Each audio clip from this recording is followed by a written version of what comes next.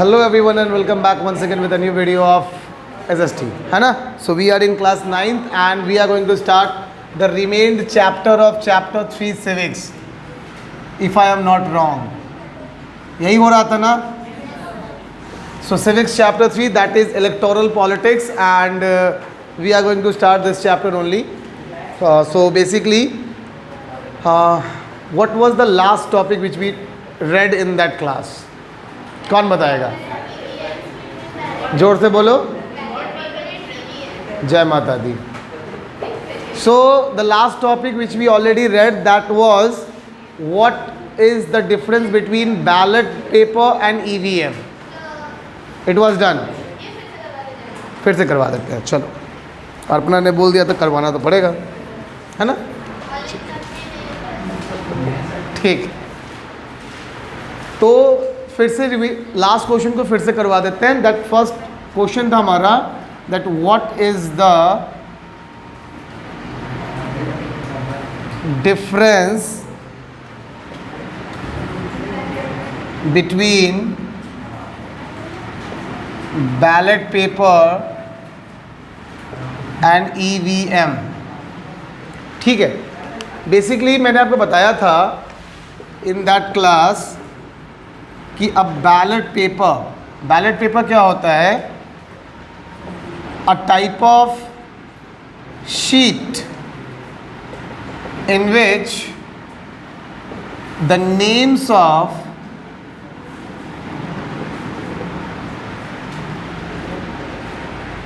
Candidates are printed by EC. EC means Election Commission. So it's a type of sheet, a type of paper where the names of all candidates who are fighting that election, their names are given there. है ना? EC. It includes name and symbol of the candidate. It includes name and symbol of the candidate. ठीक है. It is a manual way of election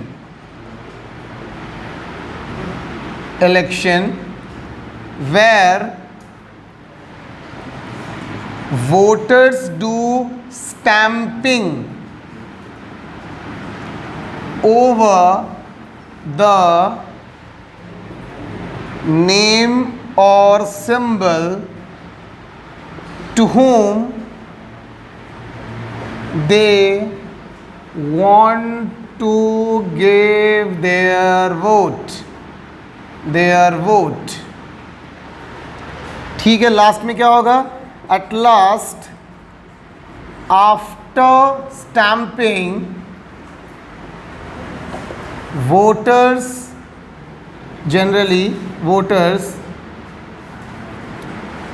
fold that sheet and drop into a box called ballot box.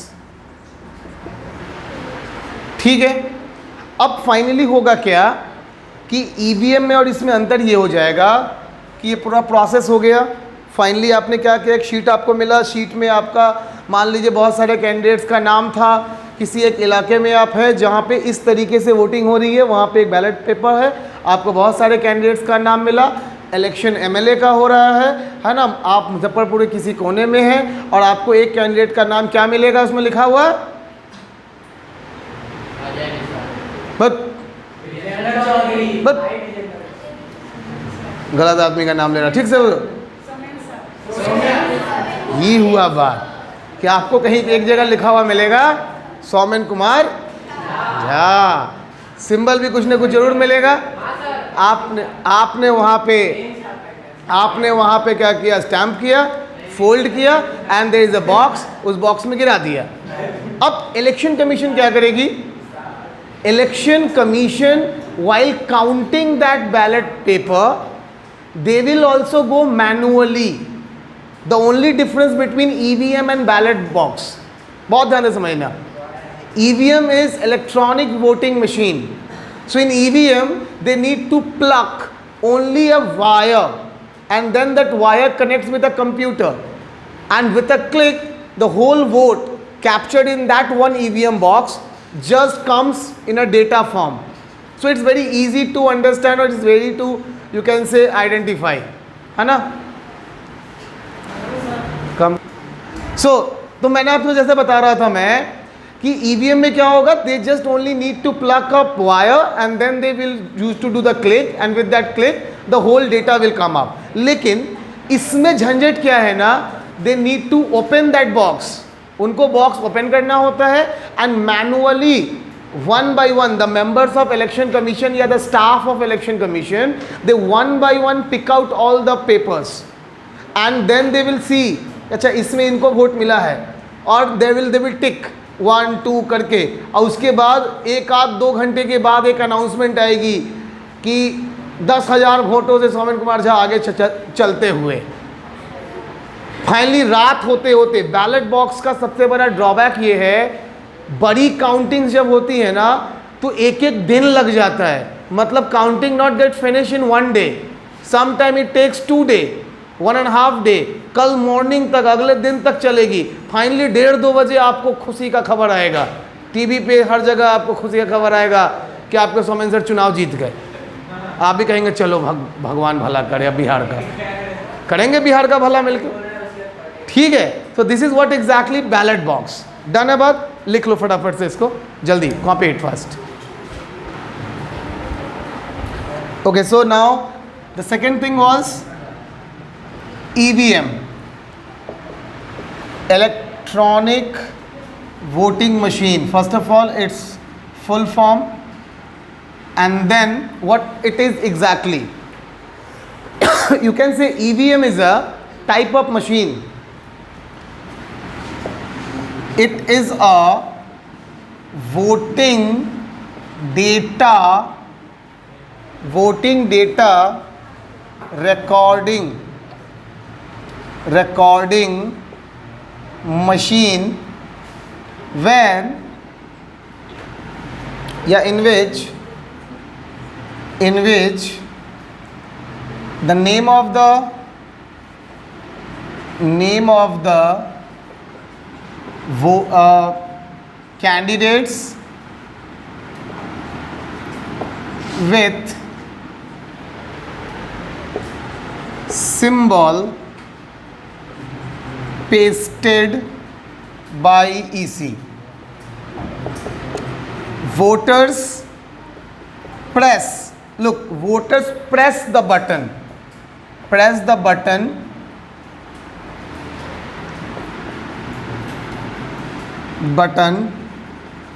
of their liked या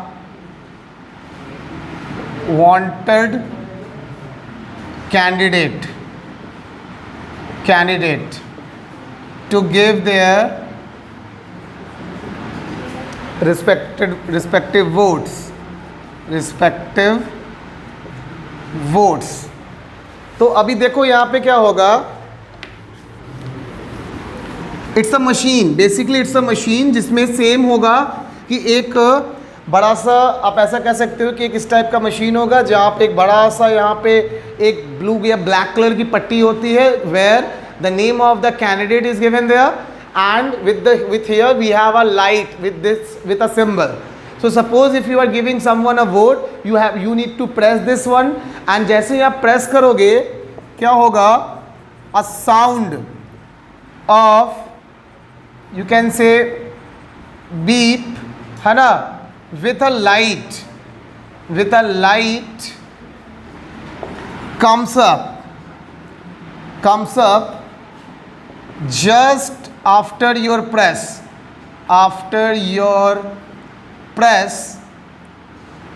which symbolizes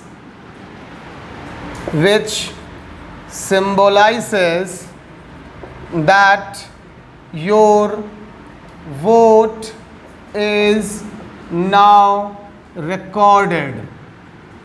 कि भैया आप जैसे button press करेंगे एक sound आएगी, बहुत थोड़ी सी लाउड ही होती है, बीप की, और उस साउंड के साथ आपका एक लाइट जलेगा, और इन दोनों का मतलब हुआ कि whatever to whom you want to give your vote, that is recorded now and your voting is done. So your process is done, now you can go to your home. आपने vote दे दिया, sir जी जीत जाएंगे, आप इसके लिए निश्चिंत रहें। ठीक है, तो ये ओवरऑल हो गया। फाइनली जैसा कि मैंने आपको बताया था कि the staffs of EC on the counting day by the help of computer software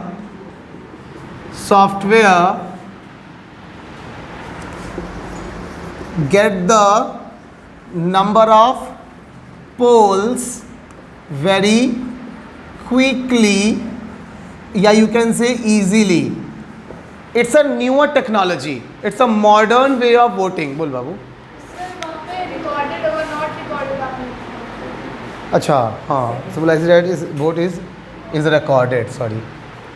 अच्छा is now recorded मैं लिखना चाहता था, is now recorded, नोट कर दिया। Okay thank you. इसी को कहा जाता है IQ, जो आपको खुला रखना है। जीवन में ऐसी बहुत सारी चीज़ें आँख से के सामने दिखेंगी जो गलत है। The best part of your brain is to just reply on a same time. गलत दिखे तो वहीं पे प्रति उत्तर देना है, मतलब आपको तुरंत रिएक्ट करना है। इट डजेंट मीन कि आपके सामने कौन है।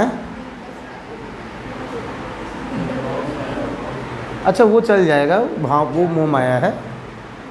हाँ अरे कोई नहीं, चलो तो इट इज़ ओके ना, लिख लो। चलो जल्दी से कॉपी करो, जल्दी। ओके सो अब देखो छोटा सा कुछ टॉपिक्स हैं, फटाफट से उसको कर लेते हैं।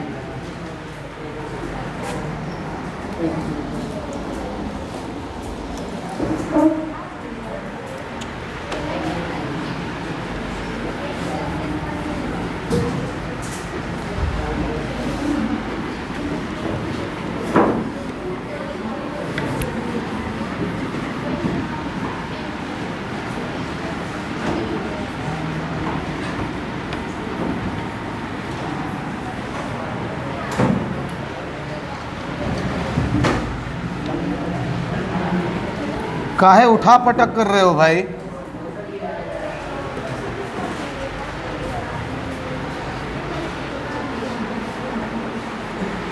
Hence proved that humans develop from,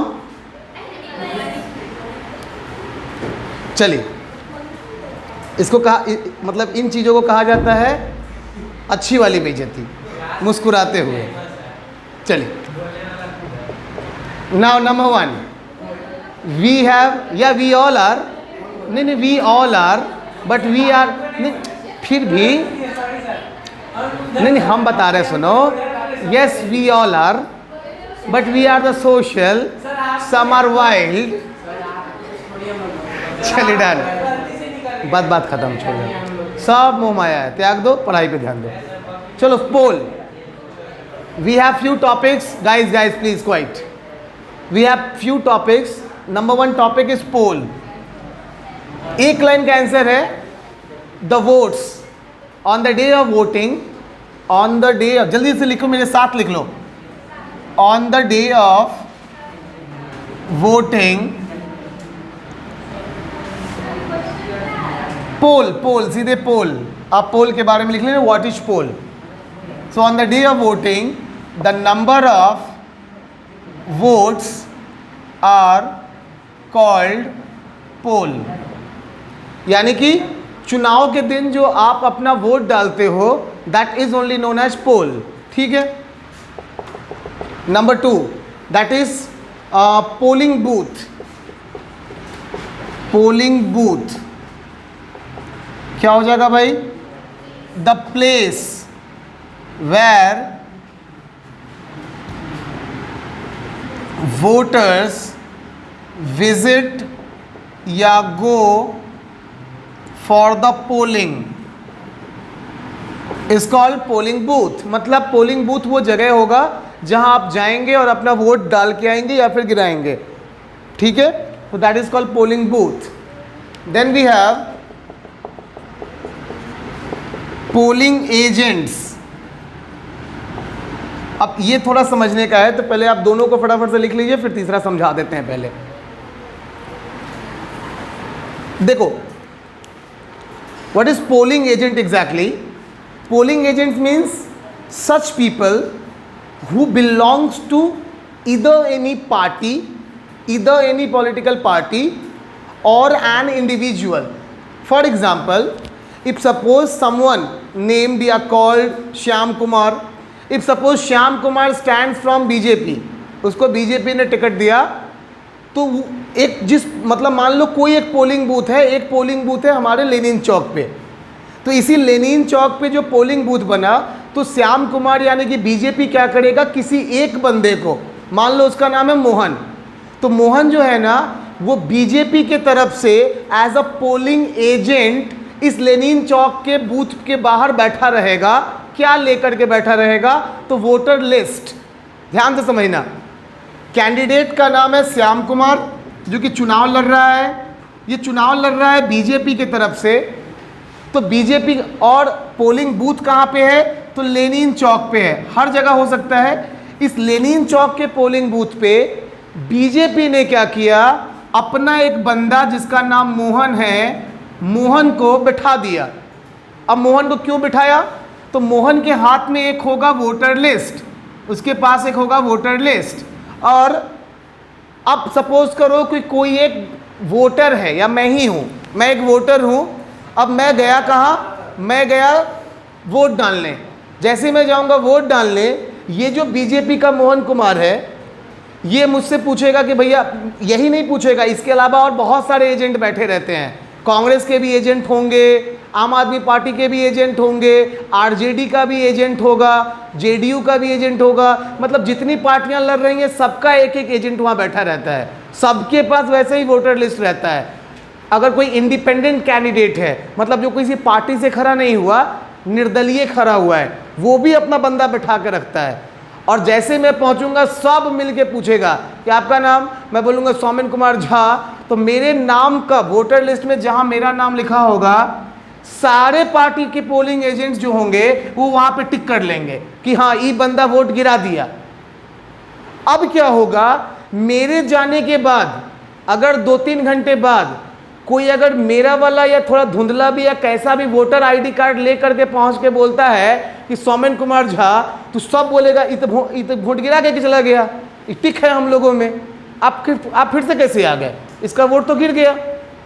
तो पोलिंग एजेंट का काम क्या होता है? टू फाइंड आउट या to run the voting smoothly, number 1। Number 2, no one get cheat, कोई चीट ना कर सके, कोई दोबारा आके वोट ना डाल सके। एक बार वोट डाल दिया, उसने टिक कर दिया। और तीसरी बात कि सारे पार्टी वालों के मन में कोई शंका ना हो। सबसे बड़ी बात, अगर मान लो एक पोलिंग एजेंट पे कोई एक ही आदमी रहता, एक पोलिंग बूथ पे कोई एक ही आदमी रहता, बीजेपी मान लीजिए उसको 50,000 रुपये देके खरीद लिया कि मेरा इस नाम का बंदा 10 बार जाएगा वोट गिराने, टिक मत मारना, 10वां वार्ड में टिक मारना, 9 बार टिक मत मारना, ऐसा हो सकता है। लेकिन चूंकि वहाँ आरजेडी का भी पोलिंग एजेंट है, वहाँ कांग्रेस का भी पोलिंग एजेंट है, सबने, बीजेपी वाला बीजेपी को खरीद सकता है, लेकिन बीजेपी वाला कांग्रेस और सबको थोड़े खरीद लेगा। और अगर दुनिया में सब बिक गए तो फिर कोई लॉजिक ही नहीं है ना बात। तो इस तरीके से पोलिंग एजेंट का काम ये होता है to find out that one voter should vote only one time and they used to tick it. Clear हो गई बात? समझ गए ना मोटा मोटा? चलिए, उसके बाद आता है ईसी स्टाफ। इसको भी सिर्फ सुन लो, these are not so important. अब देखो ईसी स्टाफ क्या है? इलेक्शन कमीशन स्टाफ्स, मतलब all those government official. One more thing, they all are private, polling agents are private one. एक दिन का मैक्सिमम 500 रुपया मिलता है इनको, 500 से 1000 रुपया हाँ, बैठेगा दिन भर, सुबह से जब से वोट शुरू होगा तब से लेके जब तक वोट ख़त्म ना हो जाए तब तक वोटर लिस्ट लेके बैठा रहेगा। तो उसको फ्री में थोड़ी बैठा रहेगा।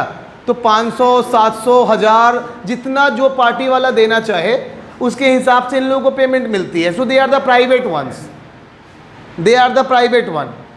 बट ईसी स्टाफ कौन है? They are the government employees who are hired by election commission for the voting purpose. तो चुनाव आयोग के द्वारा वह सरकारी कर्मचारी जो वोट करवाने आते हैं, they are called EC, election commission staffs. Is it okay? Is it okay? All those government staffs who come for conducting the election called EC staffs.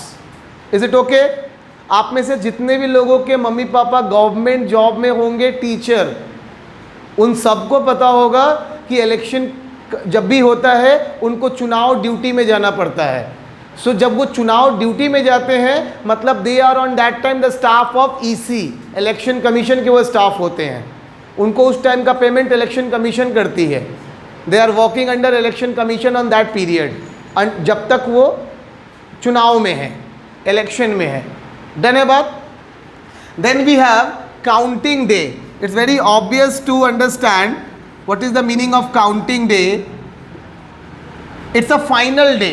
Counting day is the final day when all the countings या all the polls, जितना भी poles था वो सारे poles की counting की जाएगी और काउंटिंग करके ये पता लगाया जाएगा that one who is the man या हु इज द वुमेन और who is the candidate just get elected as the representative of that constitution. मतलब उस कॉन्स्टिट्यूएंसी से, सॉरी कॉन्स्टिट्यूएंसी बोल दिया मैंने, उस कॉन्स्टिट्यूएंसी से कौन सा बंदा या बंदी है जो चुनाव जीत चुका है या चुकी है और हमारा आपका नेतृत्व करेगी या करेगा। That we will get information on the day of counting. Is it okay? लिख लेंगे आप? फाइनल है? चलिए कॉपी कर लीजिए जो भी करना है। हाँ, ये सब हो गया हो गया हो गया, है ना। एक क्वेश्चन आपके एनसीईआरटी में दिया है page number 45 and it is given here, are the elections too expensive for our country? तो येस इट इज़ एक्सपेंसिव। आपकी जानकारी के लिए बता दूं, कुछ डाटा दिया हुआ है यहाँ पे कि 2014 का लोकसभा चुनाव government of India election commission ने खर्च किया था लीगल तौर पे 3500 करोड़। 3500 करोड़ का खर्चा गवर्नमेंट ऑफ इंडिया ने किया था हमारे आपके टैक्स के पैसे से for conducting the election of 2014। You can से 2019 के इलेक्शन में खर्च हुआ होगा लगभग 4000 करोड़ का। ये गवर्नमेंट का आंकड़ा है। But the right fact is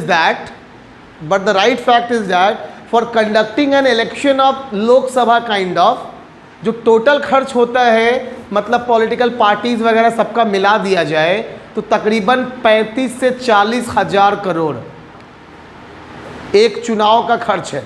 35 से 40 हजार करोड़, जहां 500 रुपये से लेके 5000 तक में वोट बिकते हैं। उस सारे खर्चों को एक एक रैली, नरेंद्र मोदी जैसे नेता जब एक रैली करते हैं उस रैली का कॉस्ट आता है, एक रैली का कॉस्ट आता है तकरीबन 3 से 4 करोड़ का। स्टेज से लेके पूरी सेटअप से लेके उनके आने तक उनके जाने तक पूरा खर्च है 3 से 4 करोड़ का। अब आप जोड़ लीजिए कि 100 को रैली तो अकेले मोदी मार देता है चुनाव के समय, तो समझो कि 350-400 करोड़ तो खाली मोदी जी ले डूबे। 400 करोड़ खर्चा उन्होंने कर दिया, उसके अलावा बाकी नेता का जोड़ लीजिए तो खाली बीजेपी जैसी पार्टियां ही चुनाव में 15 से 20 हजार करोड़ खर्च करती है for winning that one election. MP का चुनाव, हाँ, 15 से 20 हजार करोड़। अब जरा आप आंकड़ा लगाइए कि जो पार्टी 20 हजार करोड़ खर्च करके चुनाव जीतेगी वो अगर 5 साल में 1 लाख करोड़ का घोटाला ना करे तो फिर वो चुनाव काहे लड़ा। तो election is purely a business, it's purely a investment. एक टिकट जहां 5 करोड़ 10 करोड़ में बिकता है तो वहाँ एमपी बनता ही है कि 5 साल में 50 करोड़ कमाना है, 10 करोड़ लगाना है, 50 करोड़ कमाना है, ये मिनिमम है। अगर गलती से आपको मंत्रालय मिल गया तो आप कितनों कम रहेंगे, तो 1-1000 करोड़ में रहेंगे 5 साल के बाद। उसमें भी जो डिफेंस मिनिस्टर है, होम मिनिस्टर है, टेक्सटाइल मिनिस्टर है, पीडब्ल्यूडी मिनिस्टर है, रेलवे मिनिस्टर है, इन लोगों का 5 साल का खर्च मतलब ओवरऑल ऊपरी कमाई हो जाता है 5 से 10 हज़ार करोड़ तक। ये 5 साल का कमाई है, 5-7 हज़ार करोड़, 1000 करोड़, इतने जीरो आ जाएंगे कि आपको वो सीन आएगा याद 3 इडियट वाला, जब वायरस समझा रहा होता है राजू और फरहान को, है ना, किसका, रैंचो का नेटवर्थ, कि इतने जीरो हैं उसके फादर के पास। ये बिल्कुल वैसा ही है कुछ। चलिए, इंडिया इज़ ग्रेट। आगे बढ़ते हैं। You have a next question, do it fast, page number 47। अभी से जो है ना मैं मैं आपको सिर्फ समझाऊंगा, because all these answers are purely given point wise in your NCERT. So page number बता दूंगा and you can easily write down your answer by the help of your book. सिर्फ क्वेश्चन आप लिखते चलो। चलो क्वेश्चन लिखोगे पहला आप,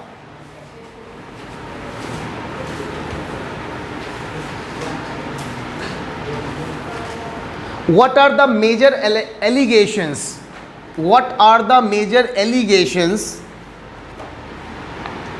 what are the major allegations,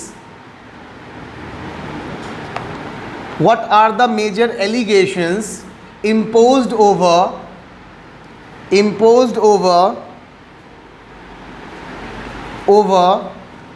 Indian electoral system, Indian electoral system, imposed over Indian electoral system.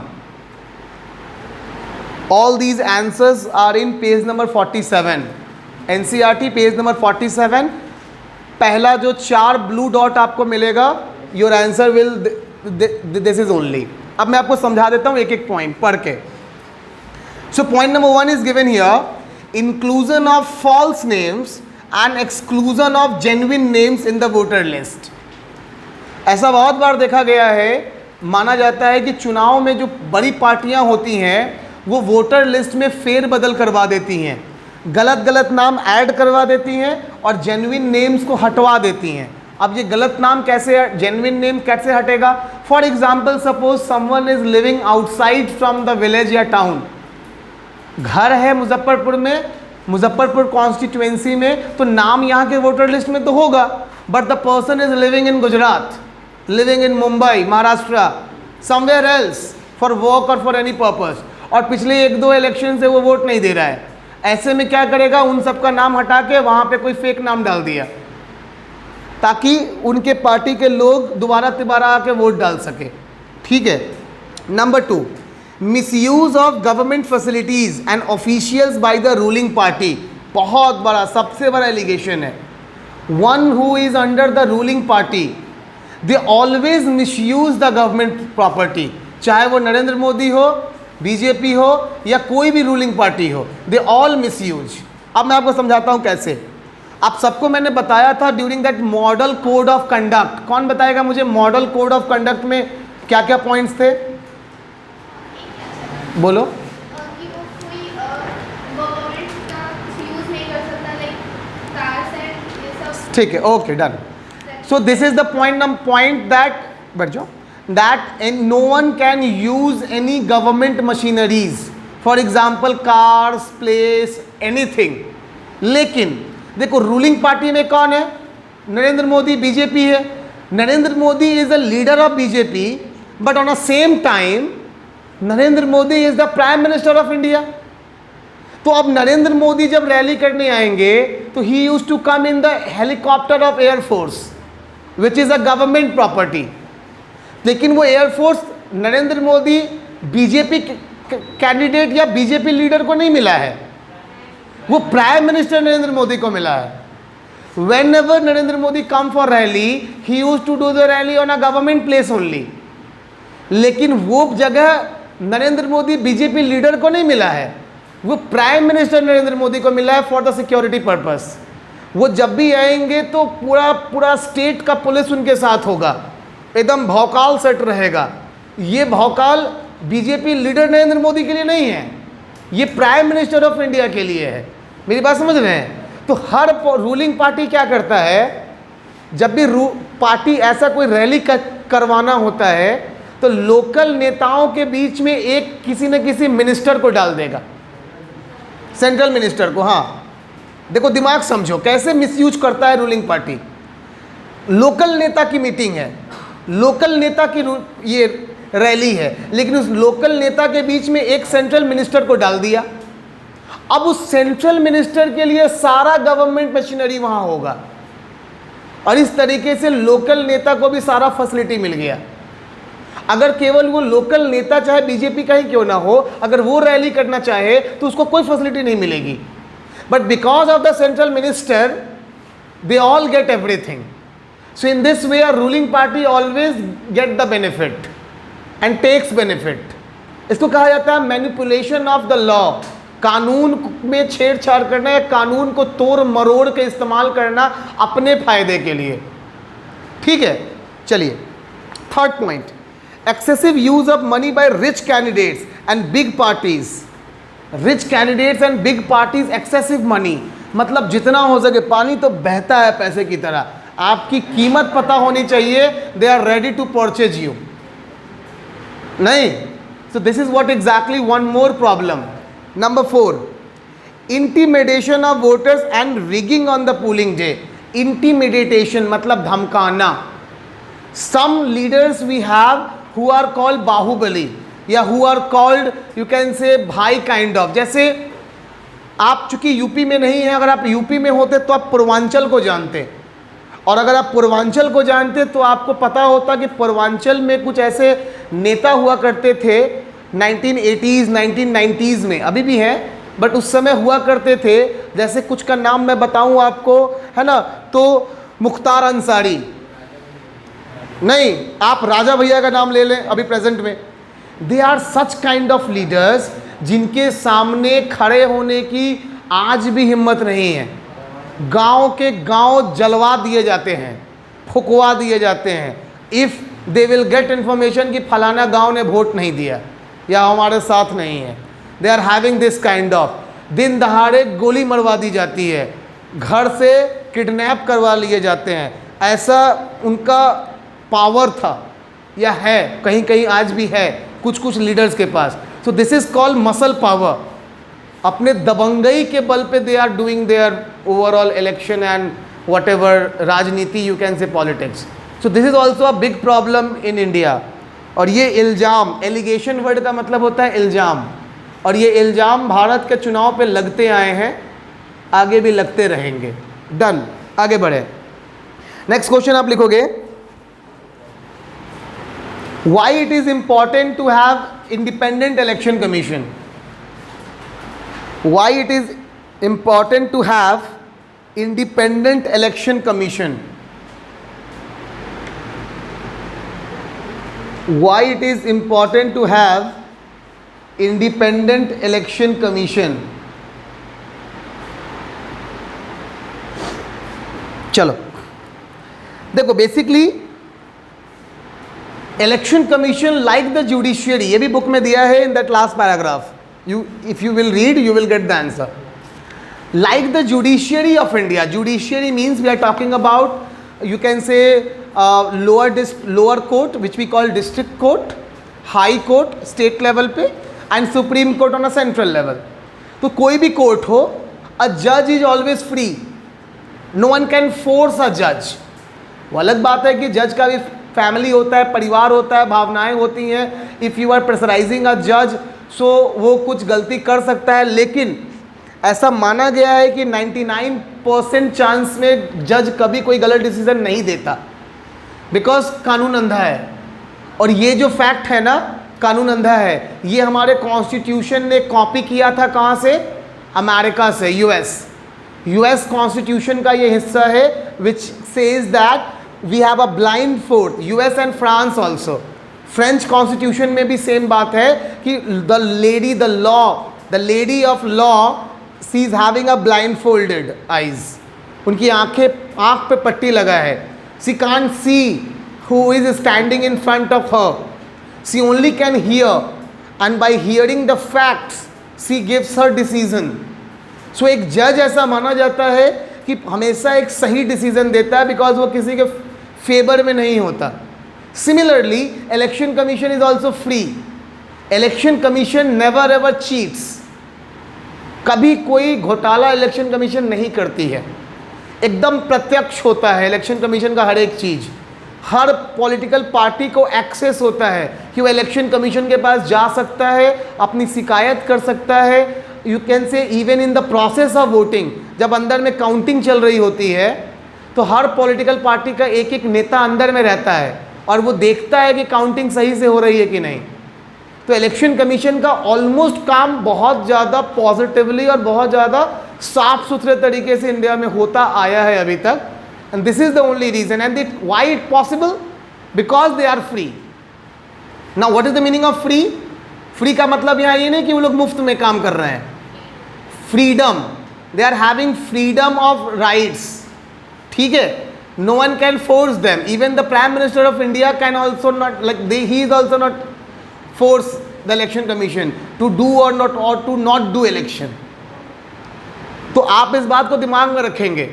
अगर ऐसा होता तो ममता बनर्जी मुख्यमंत्री नहीं बन पाती. कहाँ की? वेस्ट बंगाल की इस बार. क्योंकि ममता बनर्जी चुनाव में खड़ी हुई थी कहाँ से? नंदीग्राम सीट से. और नंदीग्राम सीट पे है ना कौन अधिकारी है? शुभेंदु अधिकारी. शुभेंदु अधिकारी ने ममता बनर्जी को हरा दिया. नंदीग्राम सीट पे ममता बनर्जी वर्सेस शुभेंदु अधिकारी था. शुभेंदु अधिकारी वोन election. Mamata Banerjee lost election.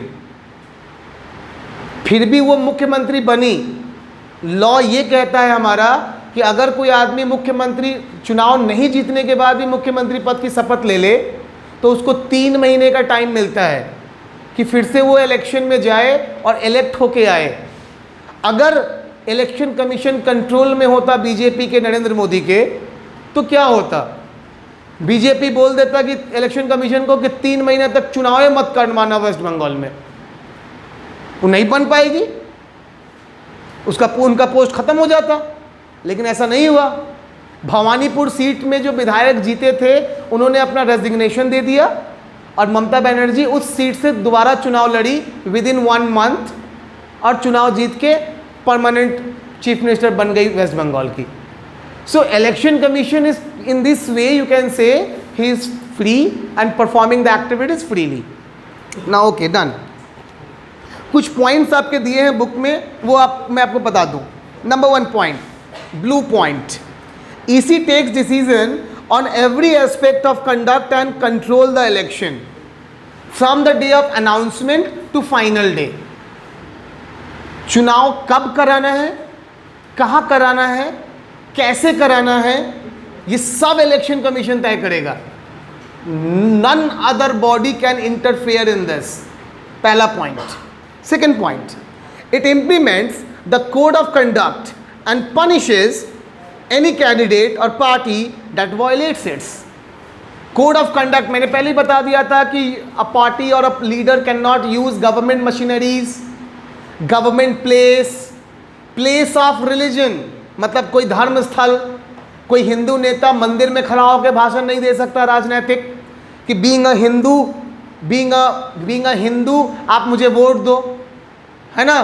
ठीक है, मन से नारे लगते हैं जय श्री राम के, जय श्री राम, भारत माता की जय, इसके नारे लगते हैं. लेकिन कोई भी नेता ये कसम नहीं दे सकता कि जय श्री राम के नाम पे आपको हमें ही वोट देना. जैसे आजकल आप बहुत सारे वीडियोस या मीम्स में देखोगे, कहेगा जो हमारा वीडियो को लाइक नहीं कीजिएगा राम के नाम पे तो आपका स्क्रीन फूट जाएगा, हैं, जलजला आ जाएगा, छत गिर जाएगा, कुछ बोल देता है. हैं, हमारे पास ऑप्शन नहीं रहता है उससे हमें डिसलाइक करने का, तो हम तो डिसलाइक कर दें. कमबख्त, मतलब अपना भगवान का फोटो लगा देगा और कहेगा कि अगर आपने इनको लाइक नहीं किया, शेयर नहीं किया तो आपको फलना हो जाएगा. रे कमबख्त. हाँ, हम मम्मी की कसम दे देता है. बताइए, मतलब आप फ़ोन बहुत चलाती हैं इसका मतलब. Number 3, during the election period, ध्यान दो, during the election period the EC can order the government to follow some guidelines to prevent use and misuse of government powers and to launch new policy. मतलब समझो, suppose चुनाव होने वाले हैं, मान लो अभी से 2-3 महीने बाद चुनाव होने वाले हैं। गवर्नमेंट जो अभी रूलिंग पार्टी है वो क्या करेगी, खड़ी हो जाएगी और मुख्यमंत्री कहेगा कि हम 10,000 करोड़ की नई घोषणाएं कर रहे हैं, अगर हमारी सरकार बनी तो ये सारा काम शुरू हो जाएगा, हम सबका घोषणा कर दिए, सारा काम शुरू करवा दिए। मतलब पूरा 4-4.5 साल कुछ नहीं किया, चुनाव से पहले ये घोषणा वो घोषणा, ये बनवा देंगे वो करवा देंगे, सारा जगह सब काम स्टार्ट करवा दिया। Public voters will get manipulate, voter सोचे पड़ जाएंगे यार बात तो सही है, कर तो रहा है, वोट दे दे क्या इसको। सो दे कांट, ऐसा पॉलिटिकल पार्टी नहीं कर सकती है, क्योंकि इलेक्शन कमीशन ये कहता है कि चुनाव से 6 महीना पहले your rights will be seized to start a new plan और पॉलिसी। पुराना चल रहा हुआ कोई काम अगर है तो आप करिए, लेकिन 6 महीने के अंदर आप कोई नया काम शुरू नहीं कर सकते हैं। तो आपने बिल्कुल सही बोला, 1 साल पहले काम शुरू होता है। कोई भी नई कोई भी पॉलिटिकल पार्टी काम 2 ही समय में करती है, चुनाव जीतते ही और चुनाव से 1 साल पहले चौथे साल, दूसरा साल, तीसरा साल, ये बीच का जो साल होता है 2 साल, ये उनका आराम करने का और कमाने का साल होता है, जिसमें वो खूब घोटाले करती है, खूब कमाती है और आराम करती है। और चौथा साल आते आते एक्टिव हो जाती है कि अब काम करना है, दिखाना है पब्लिक को कि हम बहुत बढ़िया हैं। पब्लिक भी है कि बोका है, नहीं, उस 1 साल के काम में फिर से फ्लैट है ना, फिर से वही स्लोगन आता है, अब की बार नीतीश कुमार नहीं, बिहार में बहार है, सुशासन कुमार है, वोट पड़ जाता है। चलो डन। हाँ,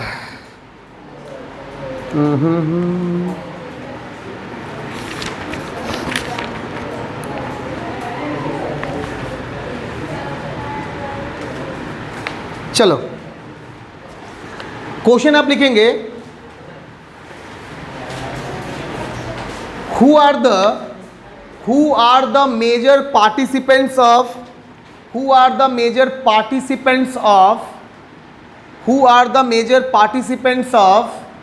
Indian election?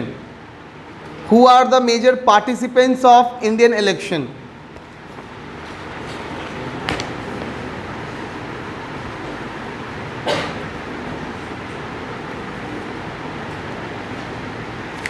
नेक्स्ट एक और क्वेश्चन लिख लो,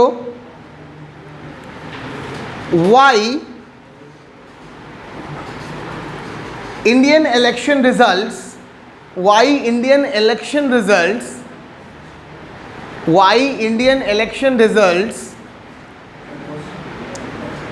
are widely accepted by all? Why Indian election results are widely accepted by all? Question बहुत सिंपल है कि चुनाव में लोग चाहे कितना भी चिल्लम चिल्ली कर लें, लेकिन चुनाव के रिजल्ट को शांति से सब लोग अपना ही लेता है, अपनी हार को स्वीकार करता है और अगले चुनाव की तैयारी करता है। ऐसा आखिर क्यों होता है ना?